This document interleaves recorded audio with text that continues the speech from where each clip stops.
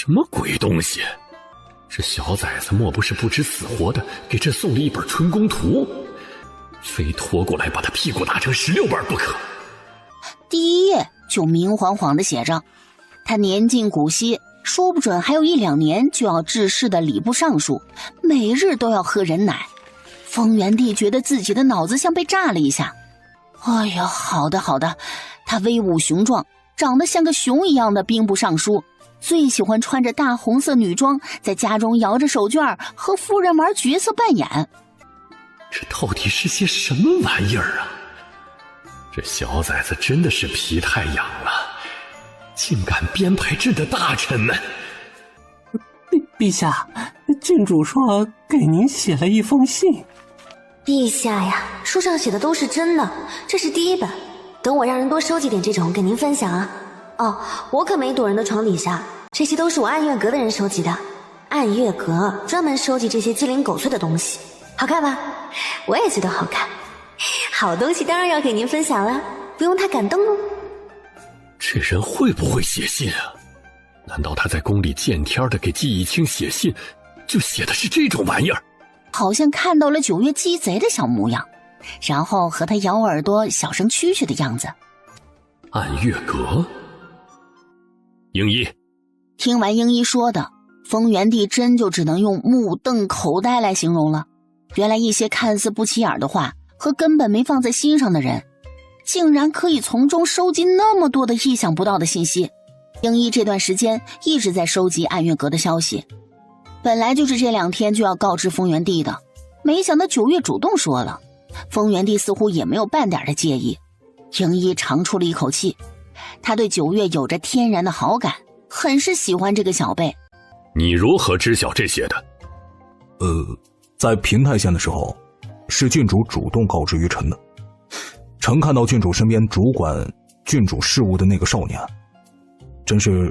真乃一奇才，总是能想郡主之所想，郡主所没有想到的，他也能率先想到郡主的前头去。臣已经查验过了，本意是收集完了告知陛下。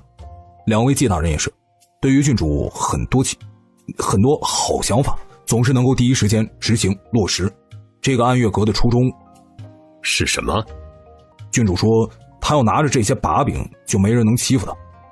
有人欺负他了？哈，这是重点吗？不是陛下，您重点偏了呀。没有，郡主说是以防万一。再说了，就9月那信呢，谁可以欺负他呀？郡主还说，若是以后臣要什么信息，可以同他出银子买。这个小财迷。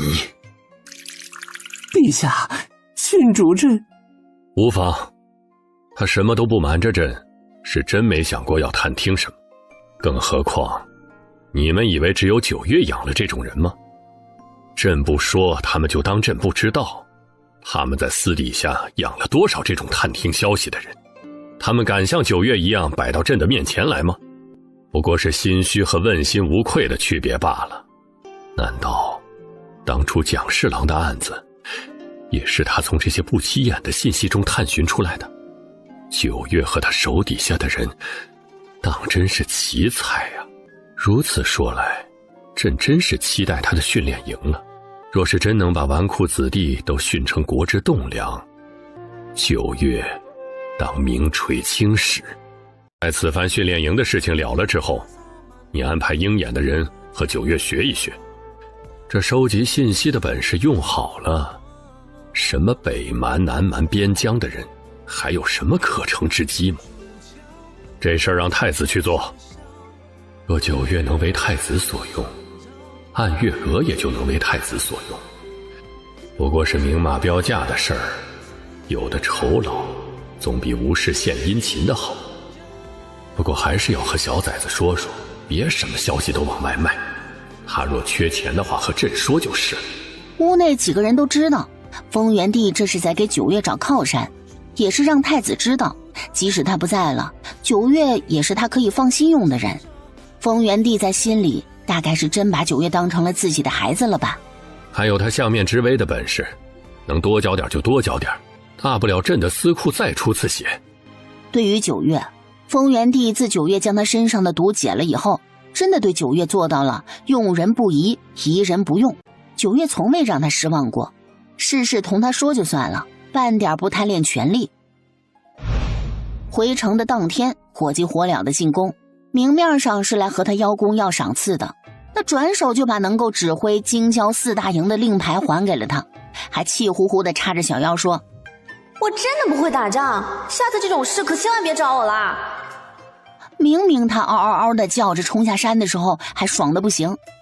九月此番动静实在是太大，那些自视甚高的老臣还把九月的告知书给放到了丰原帝的案前，看样子怎么也要对峙一番了。虽然这些个老臣们有时候迂腐得很，但都是朕的肱骨大臣，轻易死不得，可不能被那个小崽子给气出什么好歹来。但等九月奉诏前来的时候，丰原帝看见九月身后跟着的季家兄弟，还穿的不是官服，乃是合规制的常服，意思就是我们今日不是官，就是大伯哥和丈夫。丰原帝无语，季昭民很想捂脸。九月说他可以狗仗人势了，问题是他到现在都没有分清楚他到底是狗啊还是九月是狗。不少老臣看到季义清和季昭民，脑子都嗡了一下。这兄弟俩，一个沉稳温润，嘴毒的自己舔一口，怕是都得把自己给毒死了；一个看起来文弱，实则每次辩论之时，角度刁钻的他们根本就招架不住。且这人很多时候都会挖坑，完全不知道自己什么时候就掉进了陷阱里。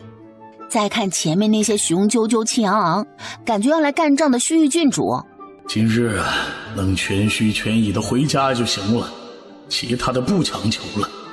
至于孩子们的诉求，听天由命吧。两方对峙，九月这边就3人，而大臣这边站了一排又一排。两方对峙，九月这边就3人，而大臣这边站了一排又一排。丰原帝莫名的有种九月是小可怜的感觉。丰原帝快要无法直视兵部尚书了，满脑子都是兵部尚书的虎背熊腰，满身肌肉，身穿红色薄衫，摇着手帕喊着客官来啦来啦的画面。九月可是亲自给他示范过，那差点挨揍才消停的。如今九月悄咪咪的和丰原帝对视了一眼，本来没觉得怎么好笑的，但越是严肃的时候，一旦和好基友对上视线，那真就是不能忍啊。糟糕，忍不住了。丰原帝把笔往地下一摔，飞速的弯下腰去准备捡。那一刻他都忘记自己是皇帝了。然后李丰跪在地上，和张着嘴大笑却不敢出声的丰原帝在书案后对上了视线。陛下，老奴若是说自己瞎了，能不能逃过这一劫呀？一众准备和九月唇枪舌战的大臣看着空空如也的龙椅，他们的陛下呢？九月死死地咬着自己的下唇，生怕自己笑出声来，结果憋狠了，直接憋得眼泪汪汪的。完蛋了，干他丫的，媳妇都哭了。然后接下来所有人就看着季宜清突然火力全开，管他对面是公侯还是1、2、3品大员，照喷不误。尚书大人，您这话说的不对啊！什么叫做郡主敛财啊？一人200两那叫敛财吗？那您见天的让布庄往您的府里送上好的红色天蚕丝，1匹7百两呢？布庄是否收过您的银子呀？那您是敛财还是贪墨呀？满口胡言！我给了银子的，你怎么会知道？还有这种事儿？尚书大人，您府上常年养着乳娘，还常常四处寻新的乳娘，府上真的有那么多孩子需要养吗？这就不骄奢了？就是。礼部尚书老大一把年纪，险些把胡子给扯掉了，猛吸了一口气，人就往后倒。季清飞快地上前，健壮的双臂直接扶稳了礼部尚书，然后持续输出。郡主又没多收，况且此事全凭自愿，郡主可是从未逼着您给钱，您大可不把孩子送到特训营啊！您如何能昧着良心说，郡主是为了那3瓜俩枣？郡主在蒋侍郎贪墨案收缴了多少赃银？平太县一案中还寻到了一处银矿，我们郡主何曾缺过银子？之所以收银子，不还是为着你们着想？就是，各位家中的孩子个个大器晚成，乃是国之栋梁。郡主替你们看管，生怕磕了碰了。这般尽心，不收点银子，你们的良心肯定过意不去。郡主替你们看管，生怕磕了碰了。这般尽心，不收点银子，你们的良心肯定过意不去。郡主这是为了大家着想，才寻了个借口收了那么一点点的银子，结果呀，竟被各位大人说成是敛财，郡主何其的冤枉！就是，怀疑这俩玩意儿拐着弯的骂他们的娃，这黑的都被说成白的了。礼部尚书真就是一时间想晕都晕不过去，鬼知道季青按着他哪个穴位了，他从未如此清醒过。季青一人站在御书房，舌战群儒，说的颠倒黑白，真让人有种吃了粑粑吞不下去吐不出来的感觉。说完了，季青突然哀嚎了一声，啪嗒一声就跪在了丰原帝的面前。季昭民条件反射地跪在了旁边。陛下，郡主一心为国为民，更为了各位大人着想，孰料却被如此污蔑，郡主冤枉呀！他要说啥来着？光听季青说话去了，准备好的全部都给忘记了。就是，说的我自己都信。6月飞雪啊，陛下！下次若是和北蛮打仗，就把这俩玩意儿丢到阵前去，气不死北蛮那些野蛮人。那你觉得应当如何呀？9月捧着一兜子的银票，在马车里笑得嘎嘎嘎的。今日收获颇丰，之后还挨个到那些个大臣家里去收银子去了。季青凭着一张嘴，愣是每家多收了500两银票，还让9月收获了一堆的赞美。哎呀，想不到我竟然做得这么好。嘿嘿，我们9月做得很好，别听那些大臣胡咧咧，他们就是又想要孩子从你这儿学到真本事，却又不想让孩子吃一点苦，也见不得你好。苍天哪，这喜欢上一个人，居然会变得这么可怕的吗？喜欢上一个人，居然会变得这么可怕的吗？最后还是丰原帝拍板，说9月的特训营结束后，可以让特训营的人和禁军或者是京郊大营的精锐来一场对决，才算把这些老臣们给解决了。不然丰原帝真担心，他得给那些个气得脸白脸黑的大臣收尸。对决的事儿，带我们回去好好商量一下。安心啦，就算陛下不说，我要让他们来验收一下成果的，到时候可有好戏看。季青捏着9月的手指把玩，小心地看了一眼9月的大眼睛。没苦了，看样子是过去了。 9月的眼泪就像是个开关，直接让季青火力全开，谁来喷谁。沈宗生毛遂自荐到9月的营里做教员，虽然腿还不能跑跳，但坐着轮椅教导点兵法那还是可以的。9月没怎么拒绝。今日沈宗生特意把9月约到了酒楼，感谢9月倾囊相授，也说一下特训营的事情。刚上2楼的楼梯，斜方突然冲过来一个身穿白袍模样清秀的男子。郡主救命啊！郡主，你是何人？男子的身后突然就跑出来几个健壮的大汉。哎，参见郡主，这男人欠了我们的银子，我们特来追缴，我们马上就带人走，马上就带人走。拉扯间，男人的衣衫被扯了个半开，精致锁骨上一颗小红痣明晃晃地显现晃化了众人的眼，再配上那毫无瑕疵的脸，真是让人一眼瞧见就不自觉地会沦陷。是你们看我要为母治病，当掉了家传玉佩，哄骗了我的玉佩去，更是要将我卖去楼子里。原来是恶霸欺凌貌美少年呀！须臾郡主最是心善，肯定见不得这种事。男人给9月磕头磕得砰砰砰的。求郡主救命！求郡主救命！草民愿做牛做马报答郡主。9月看了看周围，几乎都是关注着这件事的人，轻笑了一声，低头和少卿耳语了2句。少卿惊讶了一下，但还是立刻点头离开了。哎呦，这男人好福气啊，竟遇上了郡主。小姬大人居马爷的位置怕是要不保了，这人一看就是故意的，也就郡主心善才会着了他的道。沈宗生看了9月一眼，觉得9月收下这人可真是对不起季义清，招来小厮，让人快快去寻季青过来。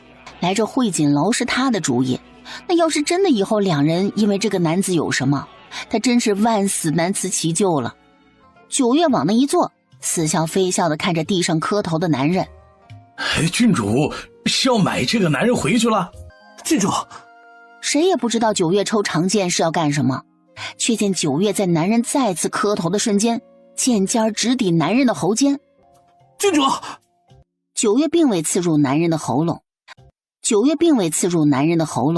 而是用剑尖把男人的下巴给挑了起来。就这个抬头的模样，那张脸称得上是绝色。头再往右偏一点点。郡主，这人的做派似乎有点眼熟啊。停！沈宗生。沈宗生脑汁儿都要干了，这男人为何让他看着，有种看到祝姨娘的错觉。在呢。像吧？像什么？沈宗生想着要怎么才能让九月打消念头，实在不行，这人他带回去，绝对不能让九月带回去，不然他可对不起继兄了。像季忆清。郡主的意思？刚刚那个角度最是像季忆清。你说什么？却听哐的一声，男人磕头撑在地板上的手被九月的剑尖直接穿透，死死地钉在了地板上。谁派你来的？直接将男人身后准备逃路的男人一脚从楼上踢到了楼下的桌子上，生死不知。闭嘴！须臾郡主好生生猛啊！简单粗暴。沈宗生立刻让人将男人身后的几个大汉给围了起来。谁派你来的？郡主，草民本是青州安和县杜家村。九月不听这些，抬脚就是一踹，一脚踩在男人的伤手上。北蛮的人吧？郡主，他是细作。我立刻让人去。京兆府办案，闲杂人等退避。沈宗生猛地回头，就看到常常跟在九月身边的少卿带着京兆府的人来了。京兆府尹跑得满头大汗，少卿可是拿了九月的令牌来的，他可不得亲自来。北蛮的细作，回去审审，别弄伤或是弄死了。啊！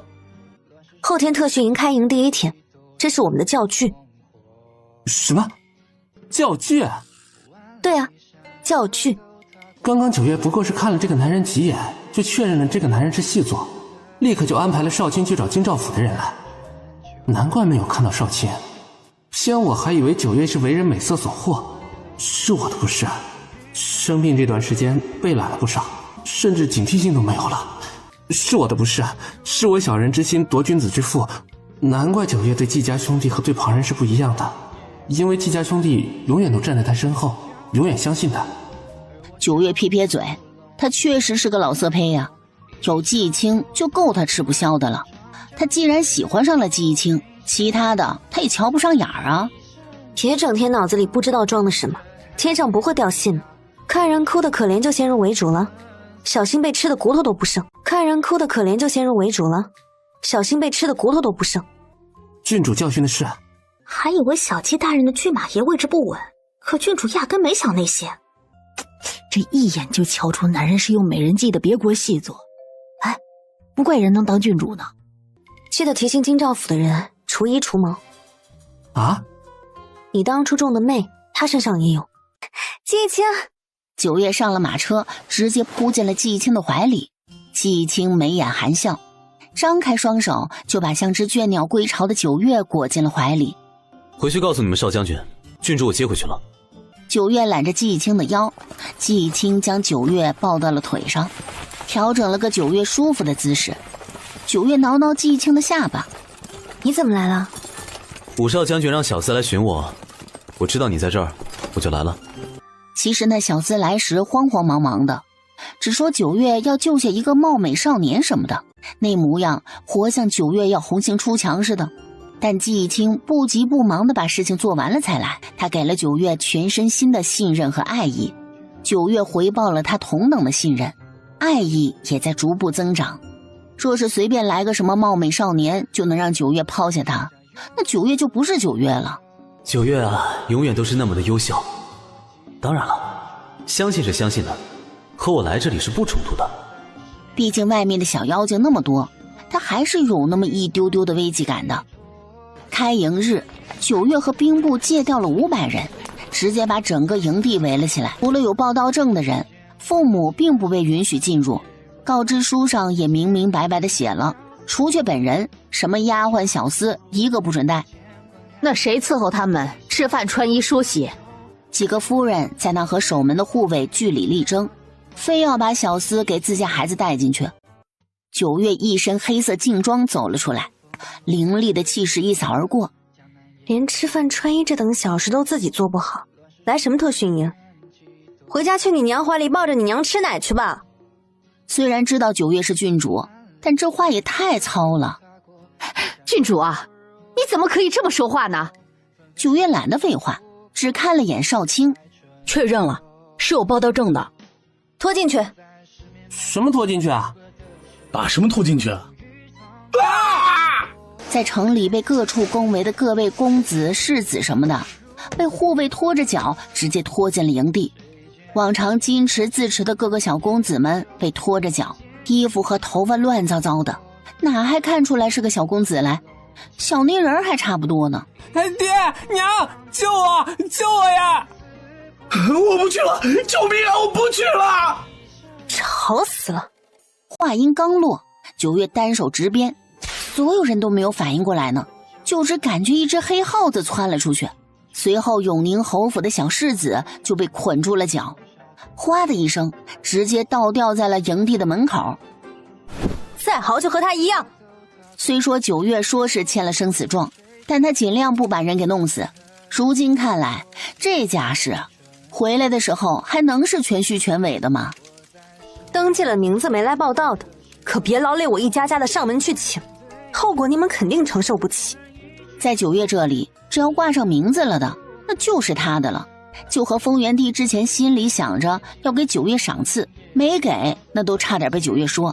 所以只要登记了的，就都是他的特训营的学员了，一个都不准跑。之后来报道的，看着被吊在营地门口晃晃悠悠，嘴巴还被堵住了的永宁侯府小世子文玉，眼泪往眉毛上流，鼻涕也在往上流。有个护卫专门守在一边给他擦鼻涕，恶心死了。文玉就是那天说季青的，这会儿被吊得脑子都不清醒了，气冲冲的一个接一个的来了。本想仗着身份质问九月，一眼被看到倒吊在门上的文玉，沉默了。连文玉都被吊起来了，他们还敢说什么呀？识时务者为俊杰。九月还在一边呲着个大牙乐。这200两花的值吧？然后丰原地的岸上堆了1人高的参九月的奏折。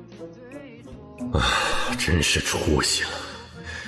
前几日还只有半人高的参本，如今都有1人高了。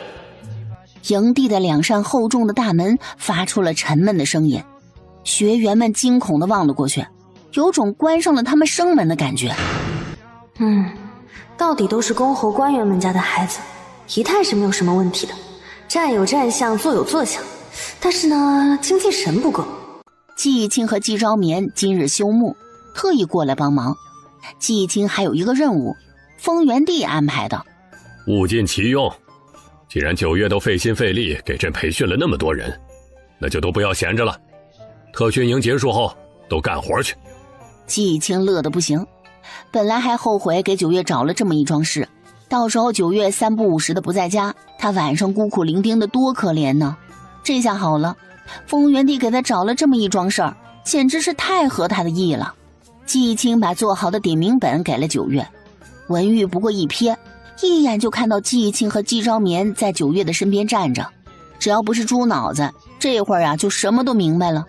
故意的，季青和季昭眠是故意的，九月更是故意的，卑鄙小人，竟然和女人告状，怎堪为大丈夫？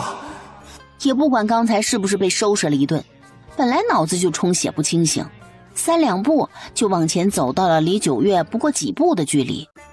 薛郡主，你公报私仇，你将我故意挂在门上，就是为了给你夫君出头，是也不是？正愁没人来当出头鸟，他没法杀鸡儆猴呢，这不鸡就来了。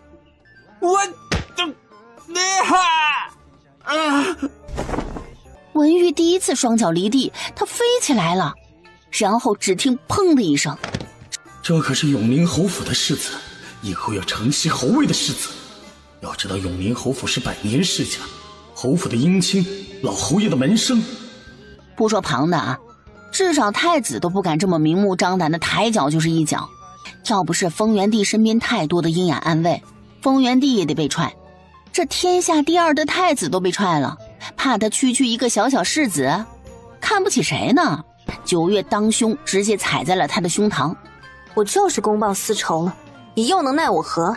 余光看到九月身后不远处的季义清和季昭眠同时对着他挑眉轻笑。我就是公报私仇了，你又能奈我何？余光看到九月身后不远处的季义清和季昭眠同时对着他挑眉轻笑。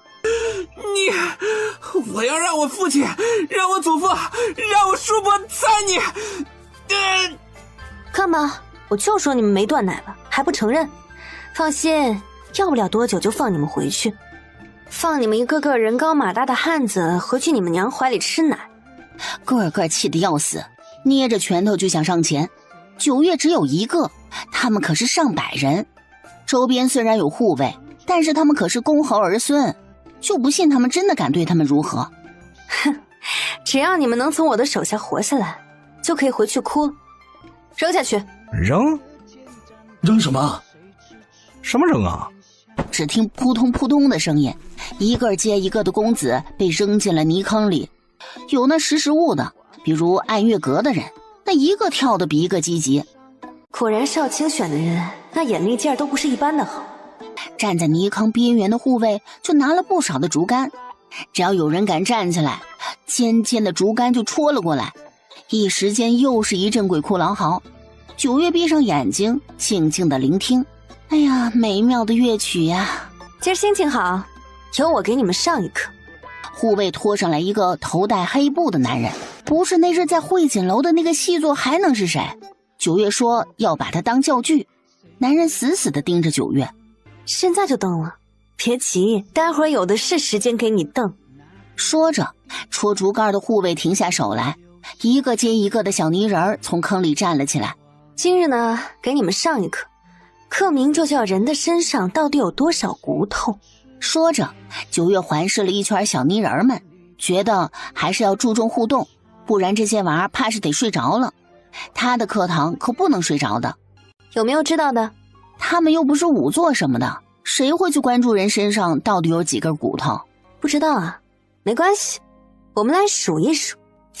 大家还没有来得及反应，九月歘的直接从腰间亮出了手术刀出来。男人被捆在了木桩子上，九月不废话，抬手捏住了男人的手指。1根2根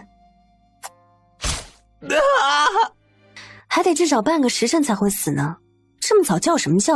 吵死！放开男人的手指，转而捏着男人的下巴。你们知道吧？其实人的舌头上面也是有骨头的。我看看，数了，他应该就不会叫。九月拿着温热的舌头在台子上往前伸给泥人们看。哎呦，瞧我这记性，我忘记了，舌头上没有骨头，舌头上没有骨头，舌骨在颈部呢。待会儿数给你们看。有那受不住的闭眼，立刻就有眼睛跟钩子似的护卫戳竹竿，有不想把脸扭向一边的，又是一竹竿，而后就是整整1个时辰。九月数骨头，边数边说着每块骨头的位置和用处。别说学员了，就连沈宗生这个在战场上身经百战的少将军都有些受不住了。九月数骨头数得过于入迷，人没了也没有发现。这是最后一块了，头骨。唉，技术好像退步了，之前能数到最后几个人才没的，还是得多练习练习。你在草菅人命！我就草菅人命了，那又怎么了？我说过，要搞我，等你们能活着从这儿出去再说吧。我说过，要搞我，等你们能活着从这儿出去再说吧。说完，沈宗生忙给九月递了一张锦帕。九月抬步从台子上下来，走了2步，又想起了什么。哦，对了，记得回去好好复习一下人有多少骨头，分别在什么地方，有什么用处。不记得也没关系，我到时候再给大家复习复习就是了。就是这教具不好选，就选什么都记不住的那个人吧。9月的话一出，直接有几个人倒在了泥坑里。听到声音，9月扭头一看，直接乐出牙花子了。哎呀，又来活了！来来来，抬上来，我给你们开始上第2课，人哪里最痛。边走边从小包包里面把针包给掏了出来。晕倒的几个立刻就近被抬到了刚刚放细作的台子上。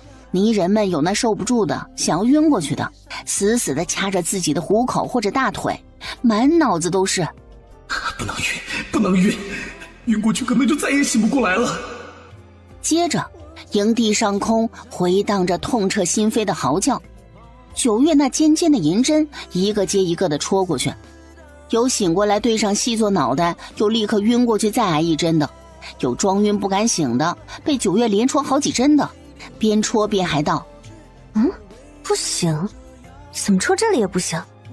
本以为都这样了，他这都晕的像是死过去了似的，9月应该怕出事会送他走了吧。结果9月站起来叉着小腰，笑得眼睛都眯成了一条缝。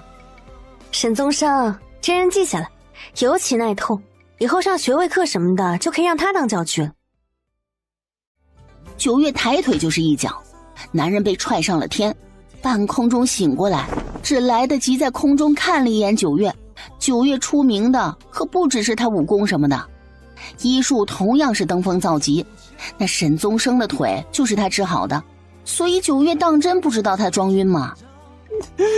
丫的就是故意的，爹娘，孩儿要回家。这娃是来演喜剧的吗？是哪家的呀？我当初到底为什么要嘴欠？激情当官就当官吧，我被骂2句就被骂2句了呗。人就是有本事，就是有能力，就是好，不怪人人都夸，人也不妻管严。就谁找了9月这样一个娘子，还敢在外面造次的呀？我重新说不成吗？放我回家呀！入夜，一桶一桶的黑乎乎的药汤被提进了学员的帐子里。众人今天身心疲惫，但个个都惊惧难当。这又是什么？一人一勺，嘴过来。这一听就知道深得9月的真传，连个碗都没有，直接就嘴过来，尊严都没有了。我不喝，我死也……进了这特训营，那人人都是郡主手里的小蝼蚁，没谁能弄得过郡主。不喝惯就是了，谁有那功夫一个个的又劝又说的？来这里还当自己是家里的宝呢？这里只能有一个宝，那就是郡主。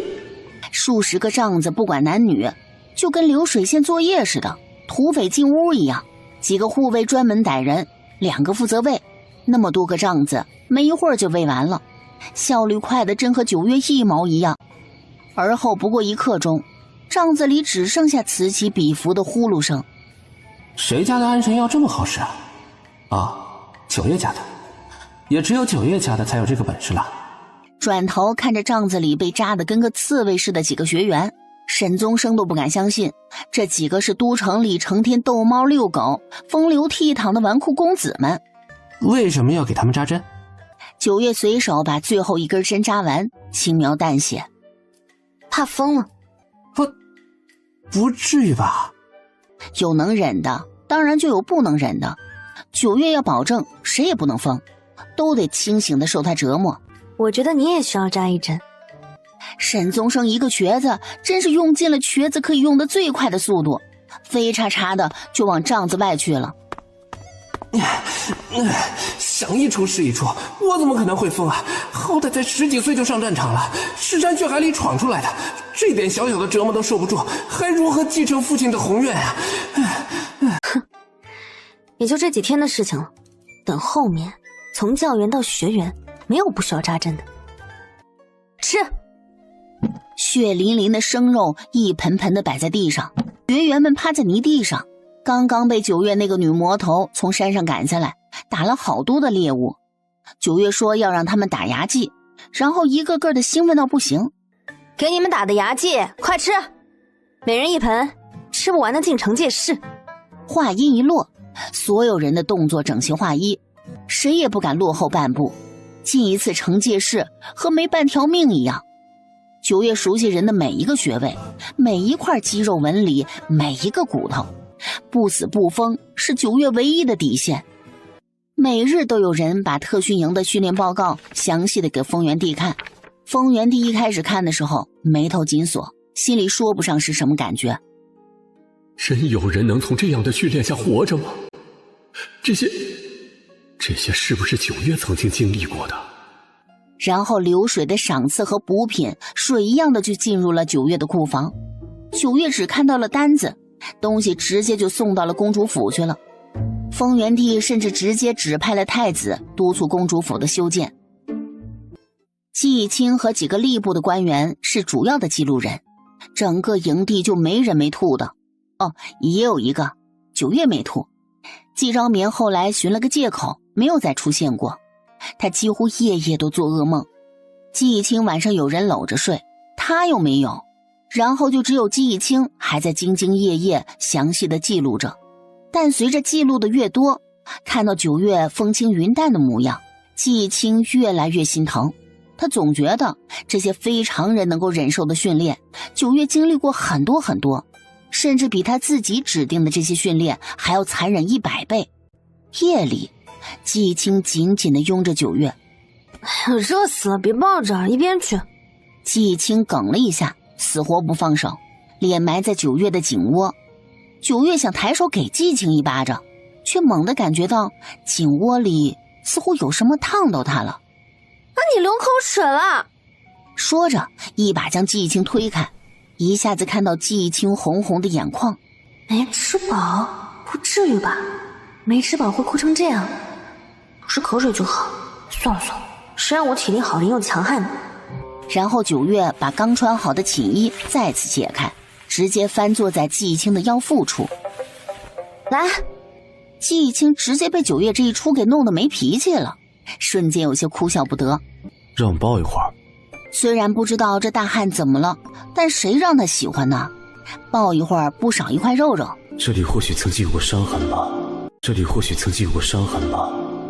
刀上、剑上，9月有很多的瓶瓶罐罐，那些瓶瓶罐罐被9月抹在身上，9月的皮肤看起来就白皙细嫩，所以没伤。但9月能成长到如今的模样，受的苦只会比那些学员更多更重的。季义清抱着9月死命地咬着牙，将所有的声音和哽咽全部都咽进了肚子里。季义清不愿意说，还一直摸，他的眼泪是因为我吗？为什么呢？一转眼，特训营已经成立了3个月。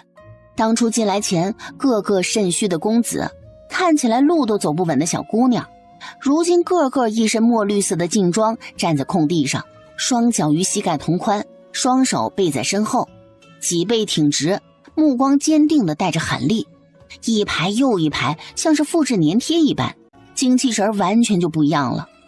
9月并非全部都用暗月的训练手段，暗月培养的是杀手，只有军营培养的才是军人。越是练到后面，季义清的记录一送上去，丰原帝直接就让兵部接着就去跟进了。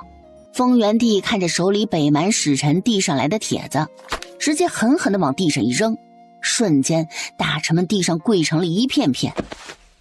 陛下息怒！想都想得到，肯定是北蛮以为他要死了。容妃和楚耀出事以后，北蛮肯定收到了消息，此番来大齐试探居多。但丰原帝也没有想到，他们竟然盯上了9月的特训营，也可能是盯上了9月。当初那个使美男妓的，不就是北蛮派来的人吗？9月的训练营从准备到现在不过3个多月，而北蛮来齐朝贺，至少要从2个月前就准备，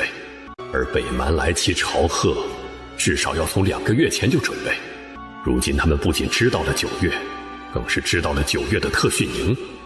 看样子，朕这些大臣里，还有不少北蛮的走狗呢。第二天大朝会结束后，9月奉命进宫，站在御书房等里面议事结束。9月站着站着没忍住打了个哈欠，李峰出来正巧看到9月打哈欠，都把9月当小辈看，更何况9月还治好了他的陈年旧疾。李峰心里不免怜惜得多。郡主近日辛苦了。不辛苦，命苦。这句话正好被丰原帝听见。谁命苦？朕亲封的公主怎么会命苦？哎，开个玩笑嘛。再说了，不还没有封吗？谁让你本事那么强的？朕建房子的速度根本就跟不上你立功的速度。若是随意给你一座公主府，万一不合心意，你怕是能拆了朕的御书房。9月一秒便乖巧，而后视线缓缓扫过御书房里站着的大臣们。陛下找9月来是有事吗？丰原帝倒是已经习惯了9月行事和说话的方式，不少大臣也习惯了。只有3两个第一次参加这种小会的主管北蛮使臣来齐事情的礼部官员很是惊奇。想不到说9月受宠是真的，谁敢和丰原帝这般说话呀？李峰立刻把北蛮使臣的帖子给了9月，9月拿过来，装模作样的边看边点头嗯。实则满篇文言文，连个标点符号都没有。他要不是来古代这么久了，还看不懂呢，字儿他都认识，但这种套模板一样写出来的类似于奏折一样的东西，他真的很烦。他要不是来古代这么久了，还看不懂呢，字儿他都认识，但这种套模板一样写出来的类似于奏折一样的东西，他真的很烦。丰原帝一看9月那做出来的恍然大悟，实则眼睛里全都是清澈的愚蠢，感觉心又梗了一下。这小崽子字都认识，就是理解不了那个意思，到底有什么好难理解的？写成大白话是会死吗？拿过来。屁颠屁颠的就上前挨着书案去了。北蛮说他们此番来齐带了几十个精兵护卫，想要和你特训营的人切磋切磋。北蛮？我去，送上门来了。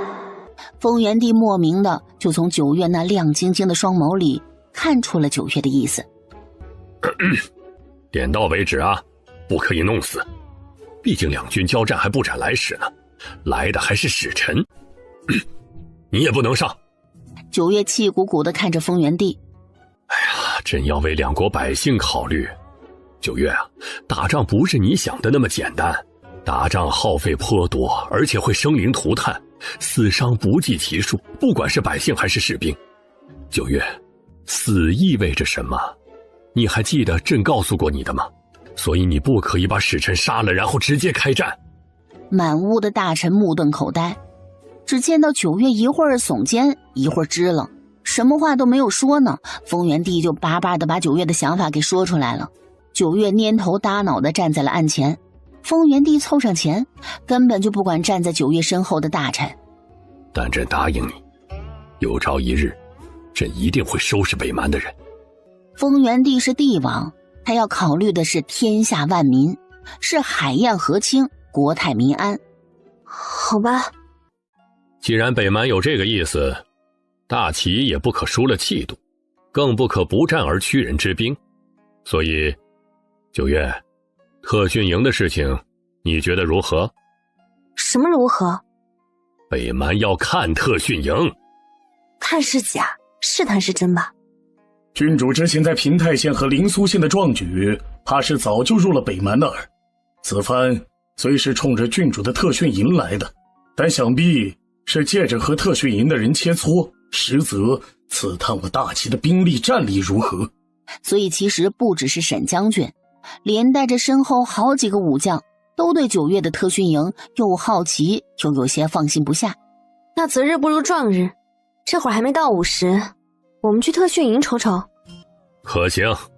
9月的本事他们早就知道，要是9月真的能把人培养的有他一点点的本事，北蛮算个什么呀？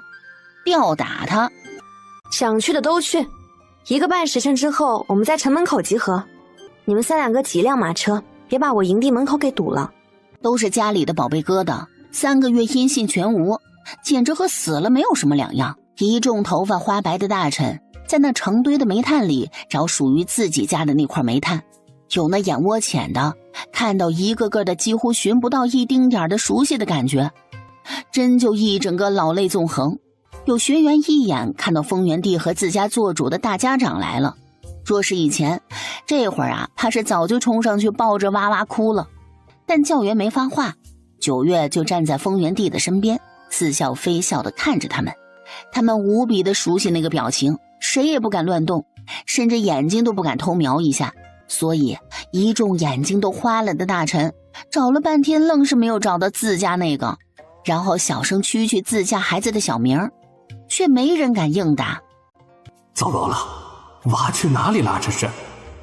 行吧，今晚可以加个餐，表现的还算好，就按照平常训练的时候来，障碍跑什么的都弄起来，陛下和大人们要看看。沈宗生点点头，一声哨响之后，刚刚还站在空地上立正的所有学员就以最快的速度向泥坑跑去。泥坑原木仰卧起坐100个，所有学员立刻平躺进了泥潭里，双手抱着原木，就这么静静地沉在泥潭里，没一个人表现出不情愿，甚至没有一句抱怨和哭嚎，所有人都静静地缠着。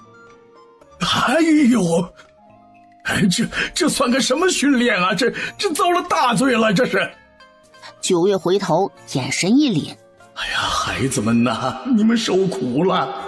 沈宗生再吹上，沈宗生再吹上，哗啦啦的声音骤起，抱着原木的学员从泥塘里钻了出来，个个都是小泥人了。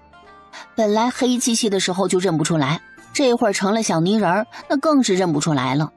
永宁侯在那踮着脚，不停地寻找文玉，但感觉看起来好像个个都长得一毛一样。那个泥潭里的都是小姑娘。9月睨了一眼永宁侯，其实他根本就不认识说话的人是谁，但英一站在他的旁边，看他看向谁就介绍谁。那是永宁侯。9月看了一眼永宁侯，又看了看泥潭里像是听到了自家父亲说话的文玉。记住，你爹说的话，后果当然由你来承受，毕竟父债子偿嘛。真就两眼一黑，一个惩戒师是肯定跑不了了。只听说过坑爹的，这不，终于理解到了什么叫做坑娃的了。只听说过坑爹的，这不，终于理解到了什么叫做坑娃的了。在这的3个月，他们也不敢保证每一个项目都会比女学员做得好。老爹，您睁大眼睛好好瞅瞅啊！您旁边那个魔鬼教员虚玉郡主，不就是个女的吗？您听听您自己说的都是什么话呀？啊！哎呦，您可真是害死我了！永宁侯许是觉得自己失言，拍了拍嘴巴，偷瞄了一眼丰原帝，果然见到了丰原帝黑沉沉的眸光。哎呦，完蛋了，好像坑娃了呀！现在9月多受宠啊，自己说什么女人不女人的，这不就是在打丰原帝的脸吗？瞬间哨子一声接着一声的响，泥坑起起伏伏的，只剩下做仰卧起坐的声音。这虽然认不出哪个是自己家的娃，不过这些大人还是十分了解这些孩子的，毕竟都和自家的娃差不多的尿性。想起在家连起个身都需要有丫鬟伺候的娃，在这抱着原木在那泥坑里上上下下的起伏，没有一个人叫苦叫累，心里的震撼难以用语言来形容。泥坑项目结束后，所有人自觉地站到了泥坑边，头顶上是一排排的水桶，一声哨响，哗的一声，水桶倒了过来，泥人又再度变成了黑炭。这就是洗澡了？整个过程，所有人的嘴巴就没有闭上过。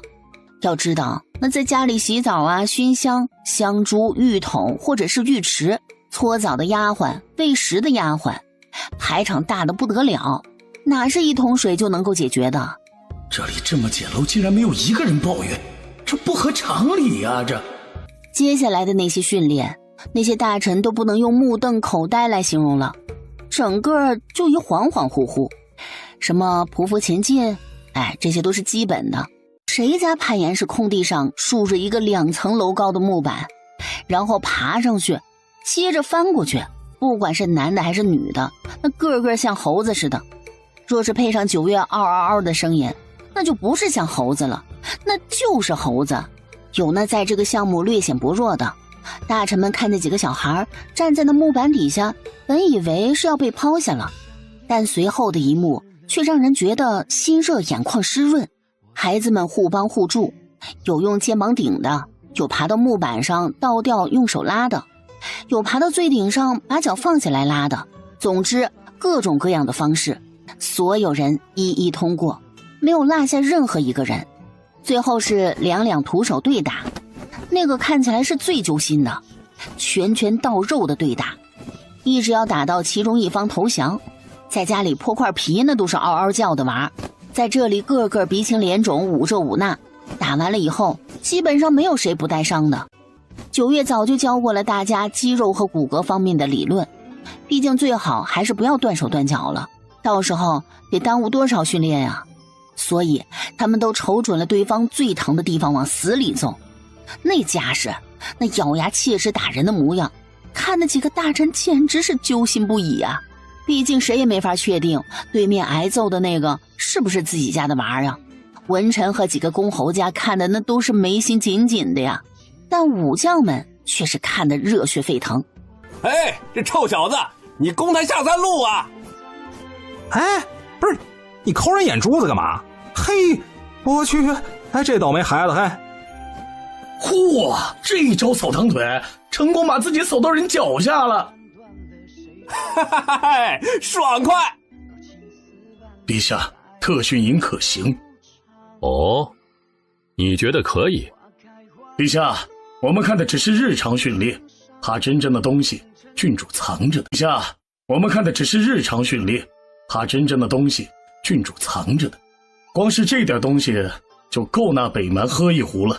9月觉得沈将军别看年纪一大把了，这眼力劲儿还是挺不错的嘛。这些只是日常的训练，9月已经模拟过好几次红蓝双方的演练了。这东西对古代人还算是新鲜东西。什么红蓝双方？什么演练啊？听起来就很好玩。一开始9月就直接将300人直接分成了150和150，演练只有一个目的，那就是不管用什么方式，阴谋阳谋明杀暗夺，把另外一边全部团灭就是胜利。胜利的一方可以半个下午不训练。一听不训练，所有的学员那真是卯足了劲儿的干呐。在山里待了4天，出来个个是野人。最后是凌月那一队胜利了。没办法，凌月的偶像是9月呀，光学9月不要脸去了。没办法，凌月的偶像是9月呀，光学9月不要脸去了。最后文玉他们被追着从山里出来的时候，还一边跑一边骂凌月凌墨他们不要脸呢。学了那么多兵法操练什么的都没有用上。教员们埋伏在暗处，看到那一堆人一起捕杀一个人或者10几个人的时候，代入一下对面，真的不能用绝望来形容了。但是就莫名的确实是很有郡主的风格，那嗷嗷叫唤的姿态，真是有那么一种150个郡主一起出现的样子呀。那腿脚稍微慢那么一点点的，真就是吃屎都赶不上热乎的。要知道在郡主这儿可是没有什么兵法战术，只有一个字，那就是郡主的行为准则：赢。沈将军说的是对的，郡主教的和他愿意给我们看的是肯定不一样的。丰原帝看过了，心满意足了；武将看过了，乐得嘎嘎嘎的。只有一众文臣和公侯之家看得真是心塞塞呀。到底哪个娃是我家的娃呀？这到底吃的什么苦啊？这是。若是有想回去的，现在就可以回去了。本来9月一开始就只准备特训3个月的，半年主要还是为暗月阁送来的人，其他人那都是顺带的。反正丰原帝出钱，他顶多是出点力。那些个找不到自己娃的，干脆就在空地上喊了喊名字。但出乎所有人意料的是，没有任何一个人主动要说退出。就连文玉这个一开始来这里就被9月给了一个下马威，天天都掏空了心思想要逃跑，被抓回来无数次，惩戒是进的最多，被九月惩治的恨不得和九月同归于尽，被九月惩治的恨不得和九月同归于尽，再然后觉得季义清到底何德何能？凭什么他就能够成为九月的夫君？凭什么？要是我有一个九月这样的娘子，别说妻管严不妻管严了，我能够将人给供起来。九月的强得到了所有学员的认证，况且只要是人，谁心里没有点抱负？谁不想文能提笔入朝堂，武能扛枪上战场？他们科举一途若是可以，也不会蹉跎到18、9、20出头，还只是做个招猫逗狗的纨绔。如今九月给了他们一个通天梯，他们都站在梯子上了，谁下去谁就是孬种。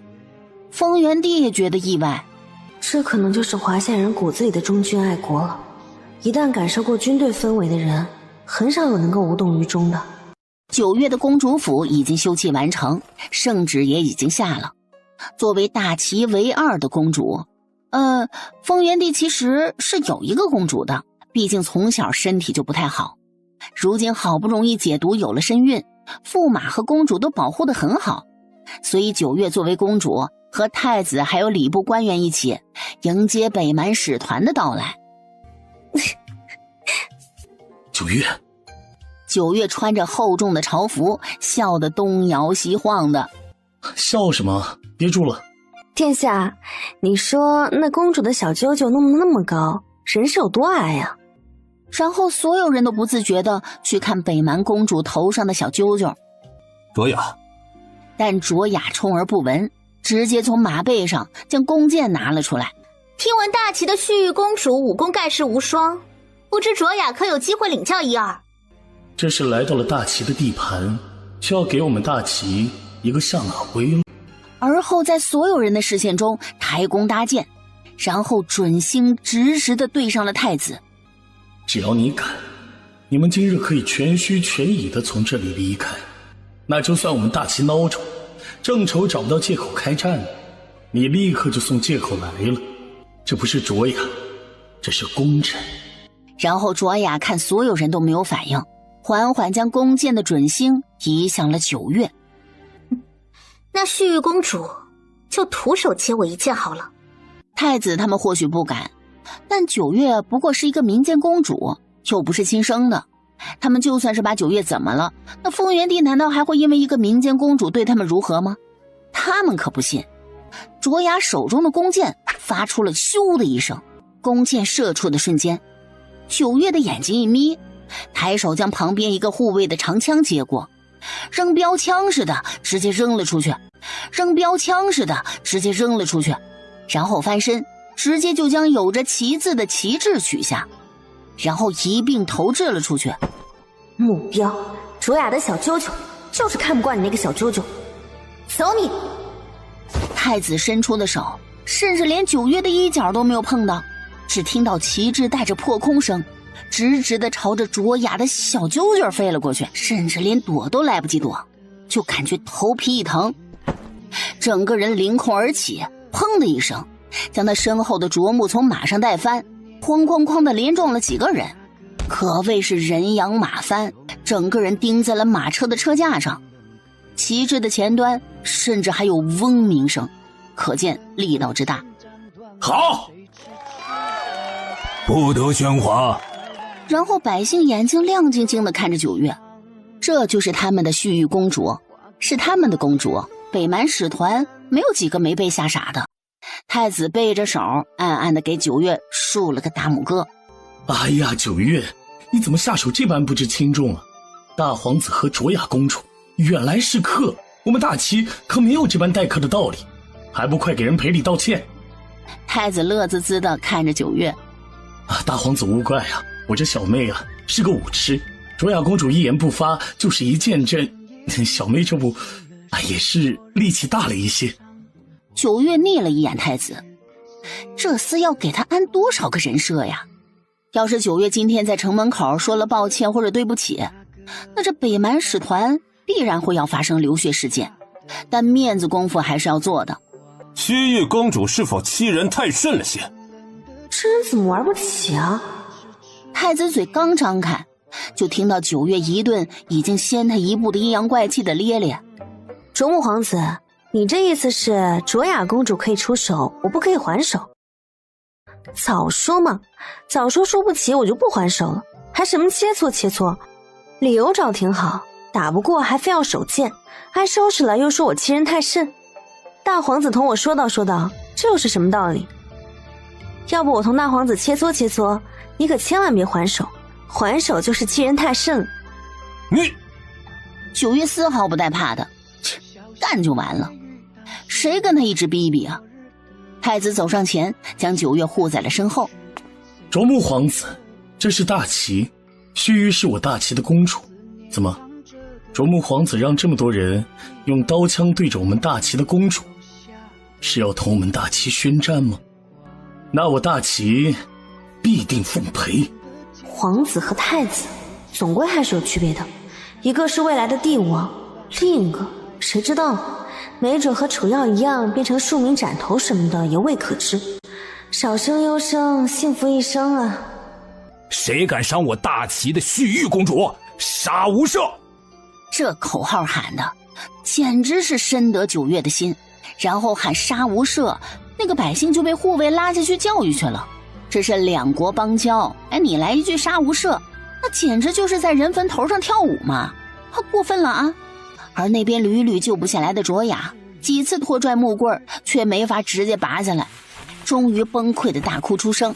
太子殿下勿怪，我这是怜妹心切，一时口不择言了。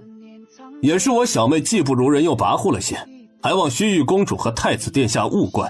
九月傲娇，叉个腰，扭头不理。卓木皇子兄妹情深，有些言不由衷，倒也无伤大雅。只是还望以后多多教导卓雅公主。须知人外有须臾，山外也有须臾，多多教导卓雅公主。须知人外有须臾，山外也有须臾。护卫和围观百姓听懂的没忍住，直接乐出声来。九月直接被太子这句话弄得乐得嘎嘎的，被太子拍了下脑袋。别笑那么猖狂，说是要给大齐一个下马威，结果呢，还没进城就面子里子丢了个干净。然后接下来的迎接流程就由鸿胪寺的人全权接手。九月和太子就算是功成身退了，卓木等人将卓雅连人带马车的一并弄进了客馆。没办法，旁边一圈又一圈的大齐的护卫队美其名曰那是保护他们的安全，但那眼睛直勾勾地盯着马车上的旗帜，那是代表大齐的旗帜，不可砍断不可损伤旗帜。偏偏九月一身的牛劲儿，那不知道从哪里来的，那木棍硬生生地插进了车架里，几个人又拔又拽的，动了好久才把木棍拔出来，而棍尖的位置还有一小把卓雅的头发。再看那卓雅原本扎小揪揪的位置直接秃了一块。我要须臾死！闭嘴！大哥，我们真要这么算了吗？本以为是万无一失的事情，回去又是大功一件，如今遇上九月这个变数，只希望丰原帝和楚家的毒没有任何的变数。北蛮使臣团的人小动作频频，本以为做得极其隐蔽，但记忆清个记仇的，一想起卓雅竟然敢在城门口对着九月的脑袋射箭，那就气不打一处来。所以季青掏了自己的小腰包，几十两银子的私房全部都拿了出来，给了都城暗月阁的众人，让他们盯死了北蛮使臣团的人，连他们每天放几个屁他都要知道。九月当场是报仇了，但季青还生气呢。少卿和季青在这一点上倒是达成了一致，所以北蛮在都城干了什么，季青是一清二楚。虽然知道丰原帝也会派人跟进，但暗月阁到底是市井中人，总能寻到旁人寻不到的一些很奇怪的线索。然后莫名其妙的，季青可能又要立功了，因为他看到了北蛮使臣团的人和宫里的一个小宫女联系。所以当初容妃是怎么进宫的来着？季青查了资料，知道是通过选秀。只要有人有银，选秀也是能够作假的。陛下日理万机，不过是选几个妃子，陛下都不一定会到场。所以当初容妃进宫，是背后有人在推波助澜。那此番北蛮的人联系上这个宫女儿，是想探听什么消息呢？季义清猜测诸多，而后将自己的分析告诉了季昭眠。我说二弟啊，照你这立功的速度，你是要30岁就做首辅吗？啊，可以吗？大哥觉得我可以吗？你到底是想要首辅，还是想做9月的首辅呢？季昭眠已经麻了，遇上个9月脑的弟弟，他能够怎么办呢？当然是竭尽全力的兜底儿了。兄弟俩制定了一系列的计划，要怎么隐晦的让丰原帝知道这件事，而不会引起怀疑什么的。9月乐滋滋的看向了英一，1000两，卖你一个大情报，要不要？你每次都说是大情报，你就说我卖给你的那些情报是不是大情报吧？英一面具下的脸都要扭曲了。谁想知道兵部尚书男扮女装的胸上塞的是棉花还是苹果呀？他买回去2次情报，丰原帝都不认，他自己掏的钱包。最后他只能以首领的命令要求鹰眼的人均摊。要不要吧？绝对物超所值。学坏了9月。你说你以前这多单纯呐，啊，现在咋都学会敛财了呢？要不赊账的哦。殷三三等人哭唧唧的，觉得是迟早有一天会被9月给薅秃了。9月乐滋滋的把银票收好，然后先把收据给了英一，好让英一回去找丰原帝要银票。9月把画像递给了英一。我的人看到北蛮的人联系过这个宫女，想必北蛮的人怕是急于确认陛下的身体状况。然后9月又掏了几张画像，这是几张武官的画像，应该是之前被调换的武官，算是漏网之鱼吧。这几个也联系过，应该是他们的人。怎么样，物超所值吧？看这样子，此番北蛮使团来大齐试探事宜，确认陛下情况是2。公主真是为大齐着想，时时刻刻派人盯着北蛮使臣团的人，这才有了这等意外之喜。这次可不是我啊，那是谁啊？你这都不知道啊？当然是我家季义清了，他就几10两银子的私房，还拿去犒劳我暗月阁的人，让他们这段时间专门盯着北蛮使臣团的人，就为了寻找机会给我出城门之气。我都说不用了，他还非要去，真是受不了他。要不是我拦着，他还要暗月阁的人给北蛮的人套麻袋呢。暗卫们有种走在路上走得好好的，被人一脚踹进沟里的感觉。而且季义清多稳重一个人呢，套麻袋的事儿绝对不是季义清突然想做的。为什么不可以给他们套麻袋呢？又不是要他们死，揍一顿又死不了，缺个胳膊断个腿什么的，不还是活得好好的吗？再说了，我连理由都给他们想好了，到时候揍完了扔沟里，就说他们走路的时候集体掉沟里去了，多么的完美，这样不可以吗？